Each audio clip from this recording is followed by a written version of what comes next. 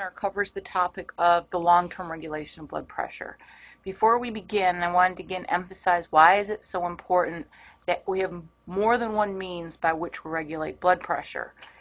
If blood pressure is too low, you will not have an adequate perfusion of tissues. You will not be able to get nutrients to them, oxygen, won't be able to get rid of waste products, and how we're going to tie it in today is at the level of the kidneys. Kidney function will specifically depends on pressure to produce its ultrafiltrate. So if it's inadequate, your excretion of waste will be impaired. If blood pressure is too high, you can get edema. The blood vessels may be damaged, which could affect functioning of various tissues, such as the kidney, the heart, the brain. So we try to make sure that we keep blood pressure in a healthy range. Now, before we go into the role of the kidneys in blood pressure regulation, I want to talk a little bit about wellness. There are various things that can affect our blood pressure. Our diets, whether or not we exercise. So there's some, like here, this article, and there's many more out there about the role of diet in blood pressure. And a lot of people with high blood pressure, they try to emphasize eating a well-rounded, healthy diet, more rich in vitamins and minerals, like more fruits and vegetables, more of a low fat, even kind of lower animal fat, animal proteins, so a little bit less of that. They also emphasize the role of exercise and keeping your body weight down. There's some more research out that's trying to show the role of vitamin D in a number of body systems, including its role in blood pressure. So you'll find out in other courses that vitamin D is really not a vitamin anymore. It's a hormone, and we're going to be talking about that in Physio 2. It plays a role in calcium maintenance, and it will also could influence your blood pressure.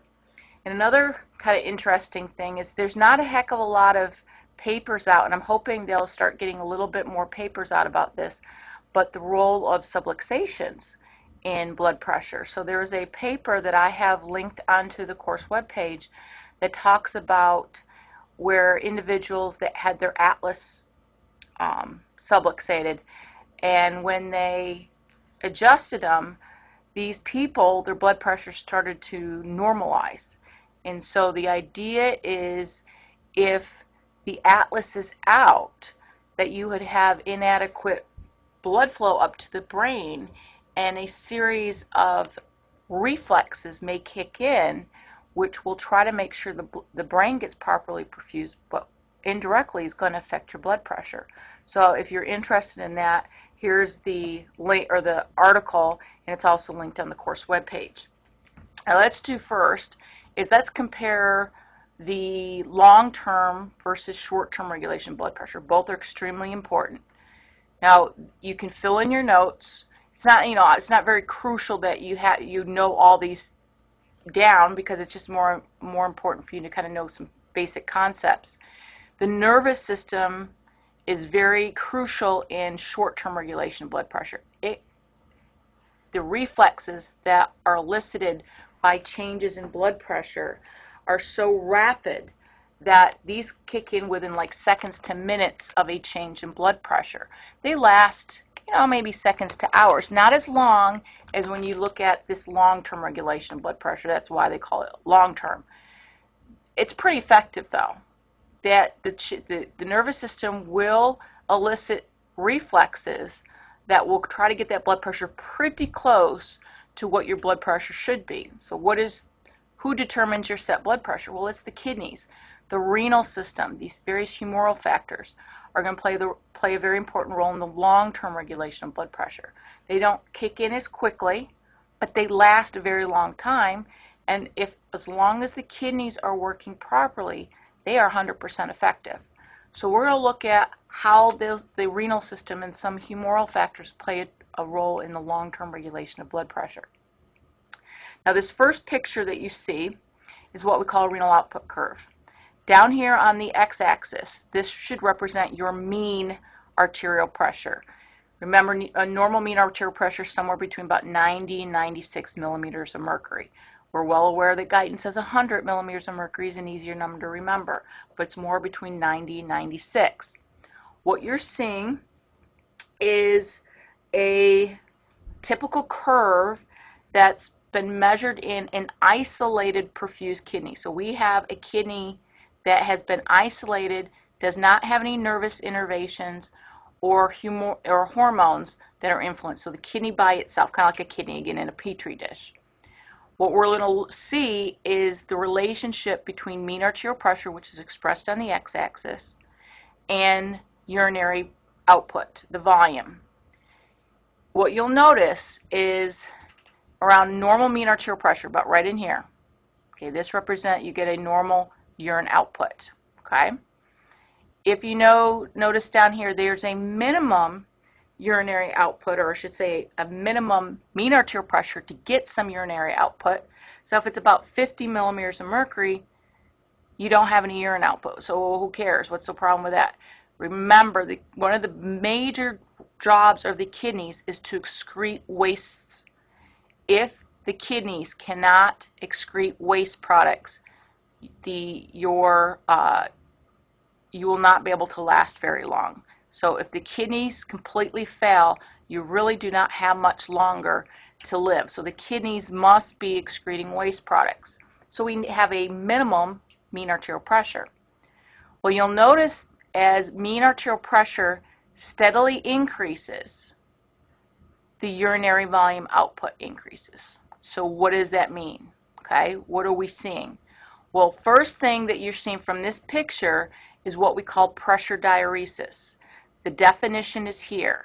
Pressure diuresis is an increase in urine output due to an increase in mean arterial pressure, hence the term pressure diuresis. Diuresis by itself says that there's an increase in urine output, but there's a number of different things that can increase urine output. In this case, we're seeing the role of an increase in mean arterial pressure and an increase in urine output. What also happens at the same time, due to the increase in pressure, you also will get an increase in, of course, there's a typo here. This shouldn't say urine. It should be an increase in sodium output due to an increase in mean arterial pressure. So there's an increase in mean arterial pressure, because of how the kidneys work, you'll have a concomitant increase in urine output as well as sodium excretion. That will play a role in blood pressure regulation. We'll see it very shortly. Okay? So before we kind of show you that output curve again, which is slightly modified, I want to discuss what's going on in the kidneys. So we kind of like around about the same page. This here represents the Bowman's capsule, and here's the nephron, which is part of this is part of the nephron. The glomeruli is where filtration of the blood takes place. Pretty much everything except blood cells and proteins are going to be filtered into Bowman's capsule. As things move through the nephron, you'll reabsorb all the stuff that you wanted to keep and get rid of the bad stuff, in a nutshell. Now the kidneys want to make sure that the pressure is sufficient here. The glomerular capillary pressure is very high. It averages about 60 millimeters of mercury because it needs to have really good filtration of the blood. So if your mean arterial pressure changes, it will affect the amount of filtration. Okay? The GFR is what we call glomerular filtration rate. So it's a rate in which that blood is being filtered. The higher the GFR, we're going to be filtering a lot, going through the tubule fairly quickly. You may not have enough time to be able to reabsorb all the fluid or the sodium, and that's why what you saw with an increase in mean arterial pressure, there was more urine output. It stayed here in the tubule, as well as more sodium excretion. Okay? So let's look at that renal output curve again. So here's the renal output curve in the red. We have added another quote-unquote curve, and that curve here, it's more of a straight line, is what we call, what's going to be represented as the level of water and sodium intake, normal level of water and sodium intake. The points where these two curves intersect represent what we call an equilibrium point. This equilibrium point is at the point where the amount of water and sodium that's coming in is equal to the amount of water and sodium goes out. We want to keep them equal because otherwise you'd start to fill up and balloon out. At that equilibrium point, you'll notice down here the pressure, the mean arterial pressure that allows you to keep that amount of sodium and water intake equal to the output is represented as your blood pressure. This is your set blood pressure. So you notice with this individual, it's slightly less than 100, which we said is normal. Anywhere from 90 to 96 millimeters of mercury is normal. So let's go through a couple scenarios. What would happen, for example, if my mean arterial pressure increased? So if you look at this curve, according to this curve, if my mean arterial pressure increases, what will happen to the level of urine output? Well, according to this, it's going to go up because an increase in mean arterial pressure is going to, at this point here, it's going to increase your filtration, what I just showed you in the previous picture. Filtration will go up. This results in an increase in urinary output. You've got more loss of fluid through the urine. The blood volume is going to decrease. As a result, your venous return will decrease. Your cardiac output will decrease. And if you remember the equation for mean arterial pressure is equal to cardiac output times your total peripheral resistance. Therefore, that decrease in cardiac output will decrease your mean arterial pressure. This will continue until you get back to this equilibrium point.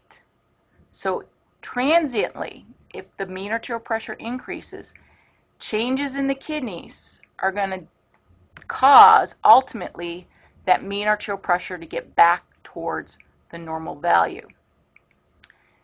On the other hand, if your blood pressure decreased, what will happen? Well, if you look at this here, if blood pressure decreases, what happens is you have a decrease in urine output. Why?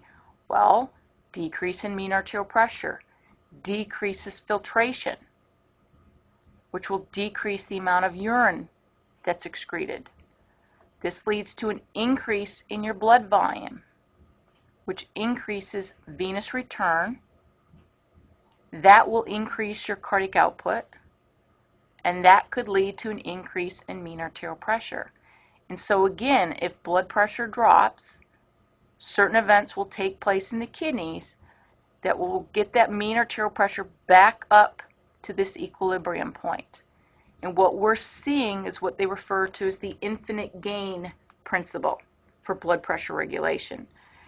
For what happens is this will work infinitely. It will continue and continue and continue until you get back to that ideal, or not necessarily ideal, that equilibrium point where the amount of water and salt that's coming in is going to be equal to the amount that's going out. But what happens if you change any of these two curves? Well, according to physiologists, there's only two ways you can change the equilibrium point.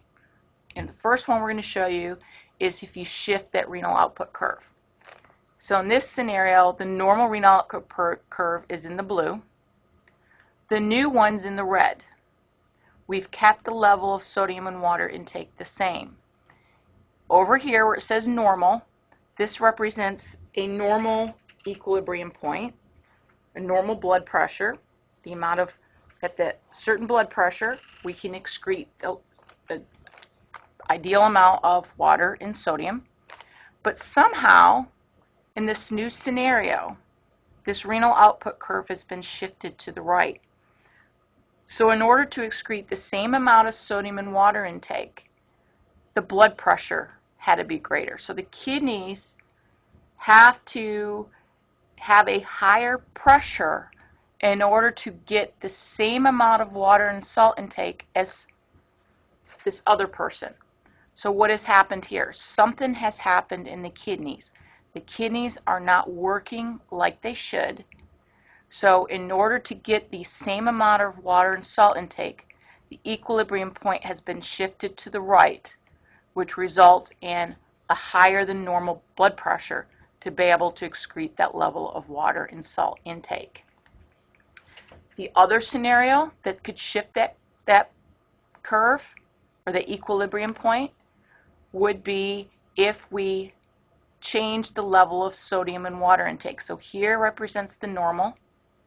Here said we have an increase in the about 3 times normal level of sodium or water intake. So over time, in order to get all that extra salt and water that this person is taking in, they had to have a higher mean arterial pressure to do it. So you'll see this equilibrium point has been shifted again to the right. A decrease in salt and water intake would have the opposite effect. A lower than normal blood pressure would be needed to excrete that level of salt in water. Okay? So according to the physiologists, the only 2 ways that you can shift your blood pressure in the long term is to change the level of salt and water intake, and this is not just day to day, we're talking like long term, a chronic increase in water or salt intake or a chronic decrease in it. That will shift the mean arterial pressure. Or if you shift this renal output curve, affect how the kidneys function. Now what about the role of changes in total peripheral resistance in blood pressure regulation? Because I have emphasized that you need to know this equation for mean arterial pressure. So according to that equation, not only will a change in cardiac output could affect mean arterial pressure, but a change in resistance. But here we need to figure out what's its role in long-term regulation blood pressure. So according to this equation, if I increase resistance, my mean arterial pressure will go up. Yes, short term. But why not long term? So let's go through the scenario again. If you increase resistance, blood pressure will go up. If blood pressure goes up, filtration in the kidneys will increase. That increase in filtration leads to an increase in urine output, which decreases blood volume, decreases venous return, decreases cardiac output to the point where mean arterial pressure is going to get back to normal. So if you have increases in resistance in blood vessels anywhere in your body, with the exception of the kidneys, the equilibrium point for blood pressure will not change. But if you affect resistance in the kidneys, it will. Because the kidneys, think of the kidneys, they only look out for themselves. They want to have an adequate pressure within the kidneys to get adequate filtration. If somehow there has been an increase of resistance in blood vessels within the renal circulation, it's thinking that, okay, I'm not getting an adequate pressure for filtration. I'm going to set in place a series of events that will get the blood pressure up enough that I'll get filtration through those particular areas in the kidneys. And your blood pressure, your equilibrium point will change. So that's that one curve that we showed where that renal output curve was shifted to the right. A higher than normal blood pressure is needed to get the same amount of water and salt excreted. Now let's kind of fill in these little things and go again over the role of changes in fluid volume on blood pressure. So we're going to say your extracellular fluid volume has increased. So plasma is part of the extracellular fluid volume. So if I have an increase in that, that increase is what we call blood volume, which increases your mean circulatory filling pressure. This is a major driving pressure in the circulation. Okay? This results in an increase in your venous return, because that's going to drive the amount of blood that's going to go back to the heart. So that definitely will increase your cardiac output, which would increase your blood pressure. But also, there's an indirect effect on resistance that could affect blood pressure, because an increase in cardiac output will cause an increased amount of flow to a particular area areas in your body, which through autoregulation, you're like, okay, I'm getting too much perfusion.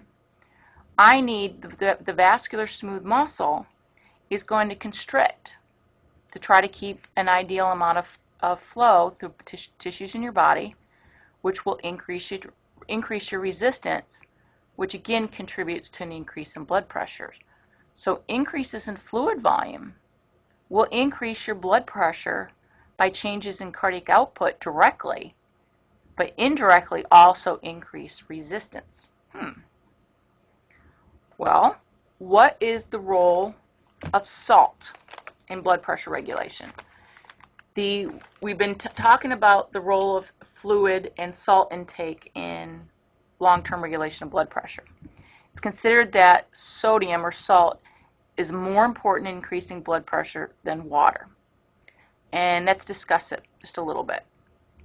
So if you have a chronic high level of sodium intake, and which is kind of fairly easy to do in the United States, because sodium is in everything. So if you have an increase in sodium intake, your plasma osmolality will increase. Because plasma osmolality, think of it as like concentration. And if you've got same amount of fluid, but a lot more salts, the osmolality was going to increase. Okay? Well, we have sensors in our body that monitor osmolality, and they're found up in the hypothalamus. And they want to keep osmolality constant. They don't want it too high or too low. And so what happens is these osmoreceptors that are located in the hypothalamus will sense there's been an increase in the plasma osmolality. Well, in the hypothalamus, we produce a hormone called ADH. And what happens with an increase in plasma osmolality, that results in an increased production and release of ADH from the hypothalamus as well as the neurohypophysis, because ADH is made in the hypothalamus but stored in the neurohypophysis. So what happens is ADH levels go up. ADH means anti-diuretic hormone. It has effects in the kidneys, which allows you to keep and retain water. So you'll retain more water to kind of dilute all that sodium to try to get plasma osmolality back to normal. Simultaneously, the increase in plasma osmolality will also trigger thirst centers. So you seek out more water, you're going to drink more. Again, more water you drink, that helps to increase the fluid volume in your body to kind of, again, help dilute out that osmolality. So overall, what happens is, as an effect of an increase in plasma osmolality, the blood volume goes up because you're retaining more fluid. So if you increase your extracellular fluid volume, that's going to increase your cardiac output, which will increase blood pressure. And so when people talk about watch how much sodium you take in, because you always say people who've got high blood pressure, watch your sodium intake. This is kind of where they're trying to talk to you about, like, the role, just relatively minor changes in your extracellular fluid volume, which could happen if you change plasma osmolality, could have dramatic effects on blood pressure. Now also, something that I want you to remember for next try is not only what ADH does, because we're going to talk about it a lot, even more next trimester, is ADH is also called vasopressin because ADH is a vasoconstrictor. So as being a vasoconstrictor, that can also increase your blood pressure by increasing resistance. Well, we do have a system in place that involves some hormones.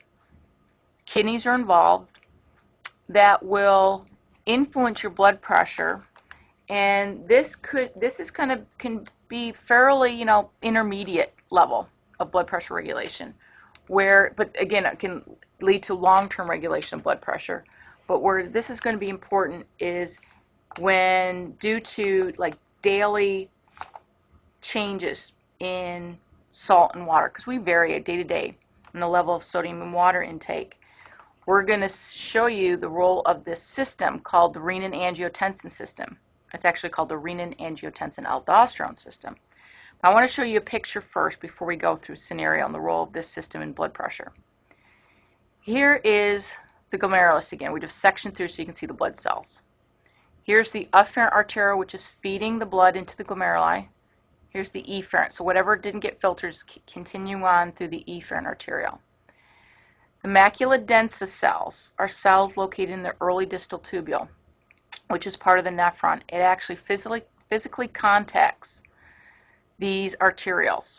And the cells, the juxtaglomerular cells in the arteriole, are actually smooth muscle.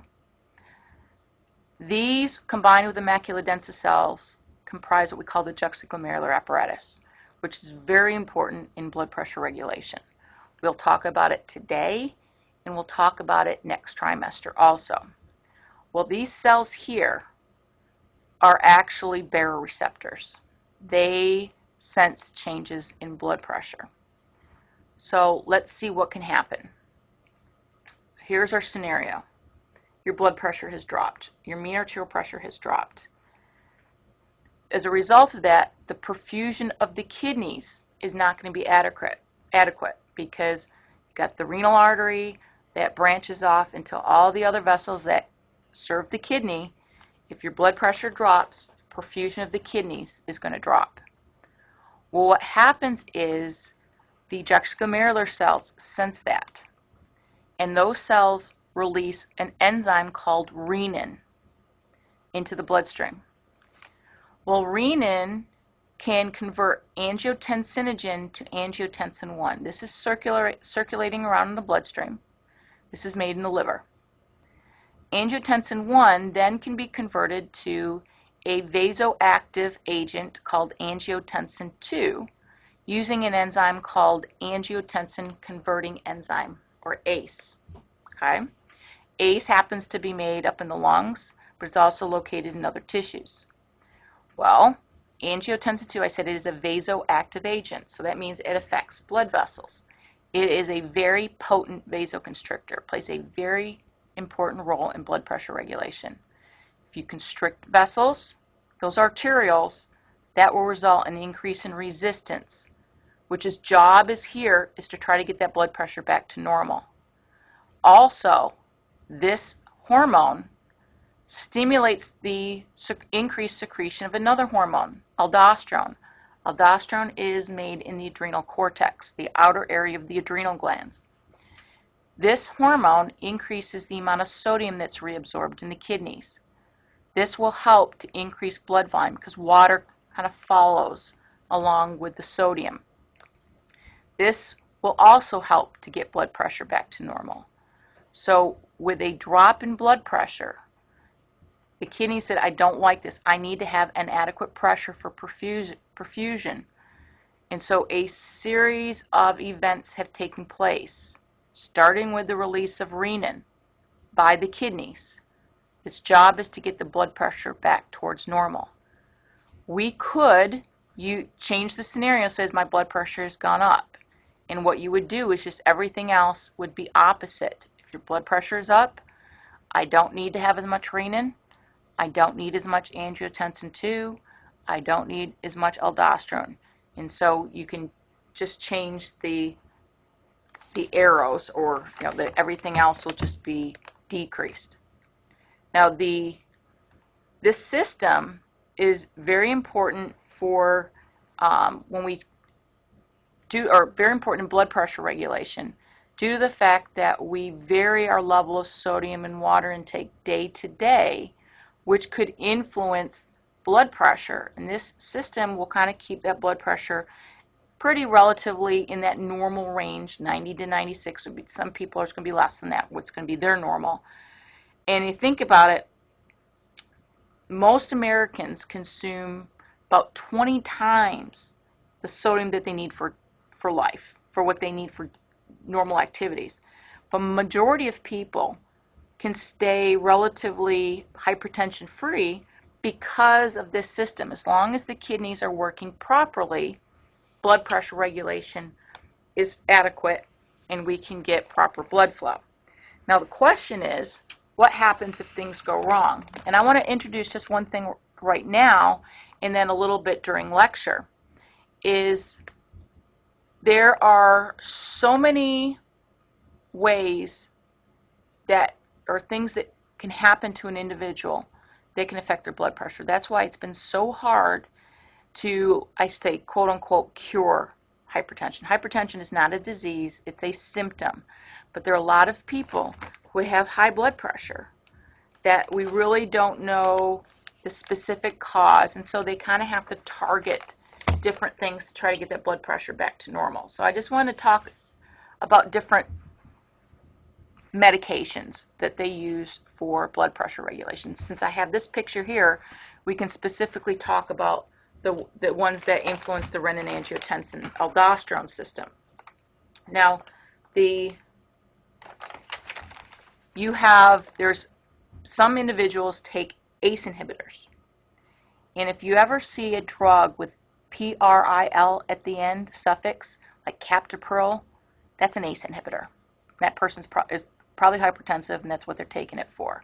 So if you inhibit ACE, you'll inhibit the production of angiotensin II, which would help to keep blood pressure down. There are people who take angiotensin receptor blockers, that they block the effects of angiotensin II, so they can't bind to the receptor and elicit their effects. Generally, if you have a drug that the suffix is sartan, S-A-R-T-A-N, that's how they're working. They believe a number of people that part of the reason why they may have elevated blood pressure is defects within the system. They have maybe an overactive ACE, or overproducing renin, or they're producing a little more aldosterone. So that's they believe some people have high blood pressure as a result of that. I know definitively there are what we call secondary forms of hypertension, where the reason why they'll call them secondary forms of hypertension is they know specifically what is causing it, and those are curable.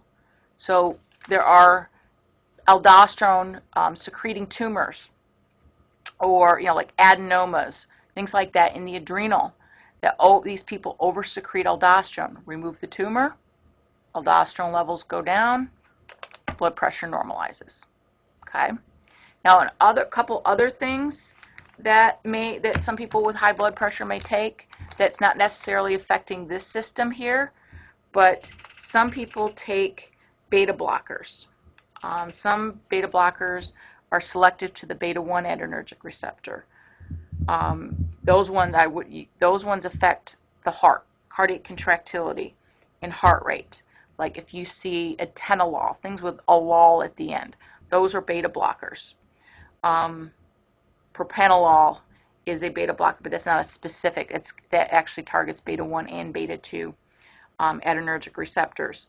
There are ones that are alpha-1 receptor, adrenergic receptor antagonists. If you see Zosin, Z-O-S-I-N, at the end of a medication, that is an alpha-1 adrenergic receptor blocker. That will cause blood vessels to vasodilate because they're blocking the effects of epinephrine and norepinephrine on those blood vessels. So blood vessels will dilate to decrease resistance and get blood pressure back down. So those are just some of the things that you may, if you have a family member that has high blood pressure, start looking at the names of their meds and you're like, oh, I know how that works. So we'll talk about that a little bit in lecture. Now this picture, which is the end of your notes, this kind of shows you a number of different systems that we have in place that help with blood pressure regulation. Some kick in very quickly, like the baroreceptors, the CNS ischemic response.